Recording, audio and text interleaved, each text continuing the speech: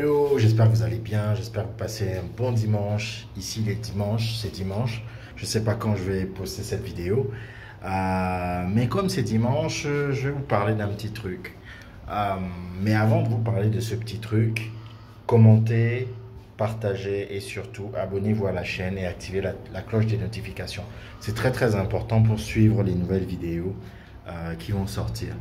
Euh, je sais qu'il y a beaucoup de gens qui ne croient pas vraiment en Dieu.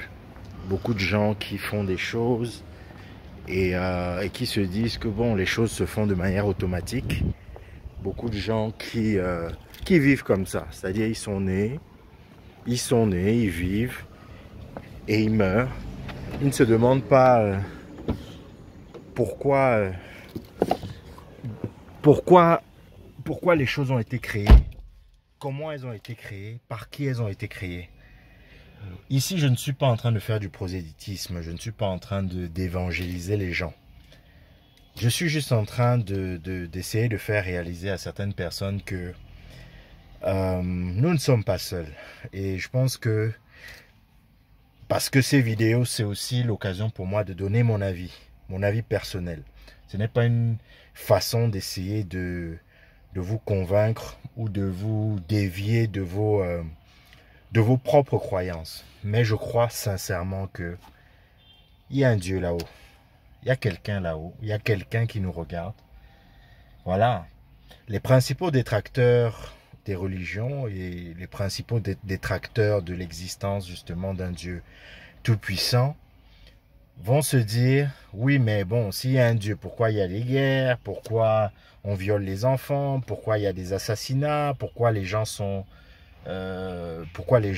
meurent, pourquoi.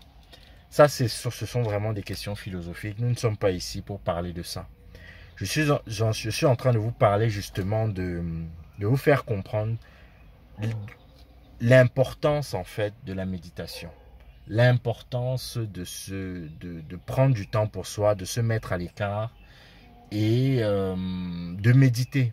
De méditer sur la vie en général. Pour certains, ça va être la prière. Pour moi, par exemple, ça va être la prière.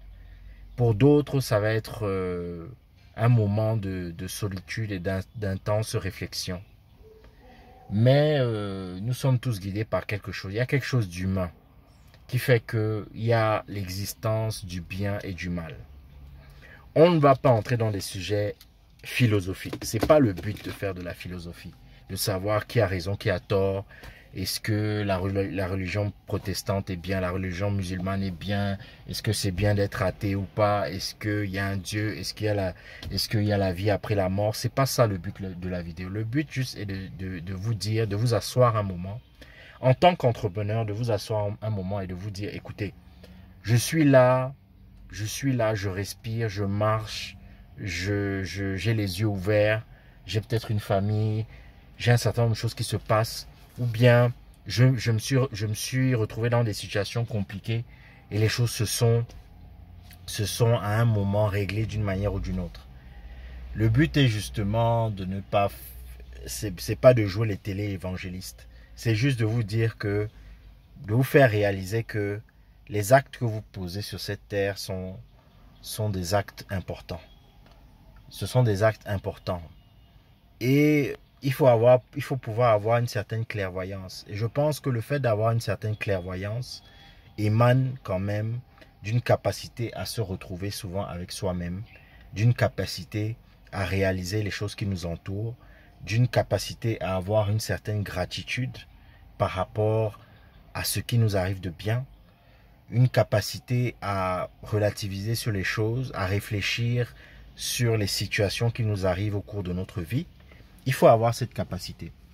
Parce que nous vivons dans un monde avec beaucoup de bruit. Il y a beaucoup de bruit. Beaucoup de gens font du bruit, disent n'importe quoi, parlent à tort et à travers. Il y a les réseaux sociaux qui nous bouffent un peu la vie. Il y a le bruit de notre bruit intérieur, le bruit de notre stress. Il y a les gens à l'extérieur. Lorsque vous réalisez quelque chose ou lorsque vous êtes en train de vouloir réaliser quelque chose, il y a des gens qui vont vouloir vous empêcher d'avancer. Et vous allez oublier de ressentir un certain nombre de choses. Et pour ressentir, je pense, voilà, un certain nombre de choses, un certain nombre de signes, parce que la vie, je crois vraiment que la vie nous donne des signes. Lorsque nous évoluons, combien de fois vous êtes retrouvés dans des situations bizarres où vous vous êtes demandé, mais comment est-ce possible? Comment est-ce possible que, voilà, comment j'ai pu me sortir de ce pétrin? Comment, voilà, par un, on va dire, miracle, les choses se sont passées de telle manière, alors que j'étais vraiment désespéré. Beaucoup de gens vont se demander ça. Certains vont l'attribuer au hasard. Je pense pas qu'il y a, je pense pas qu'il y ait un hasard. Je pense que le monde dans lequel on vit a une logique. Cette logique est même presque mathématique. Cette logique est presque mathématique. Savez-vous que on a remarqué que la plupart des fleurs, je dis même la plupart de toutes les fleurs, vous allez faire les tests, ce sont des nombres premiers. Les pétales correspondent à des nombres premiers. Qu'est-ce qu'un nombre premier? Un nombre premier est un nombre qui se divise uniquement par lui-même. Par exemple, 1, par exemple 3, 5, 5, 7, par exemple 11, 13, ce sont des nombres premiers. On ne peut pas diviser 13 par autre chose que 13, par exemple. 9, par exemple, n'est pas un nombre premier, parce que 9, on peut le diviser par 3. 9 divisé par 3, c'est 3, par exemple. Voilà. Donc, on a réalisé, par exemple, que la plupart des pétales de fleurs sont des nombres premiers. Voilà, ce sont des nombres premiers. On a réalisé pas mal de choses, que les cycles de la vie, les cycles de reproduction, un certain nombre de choses qui se passent dans la nature, suivent une logique vraiment implacable. Et quand vous remarquez comment le monde du vivant fonctionne, il fonctionne souvent de la même manière, avec les mêmes cycles. Voilà. Il y a une logique dans la vie. Il y a une logique.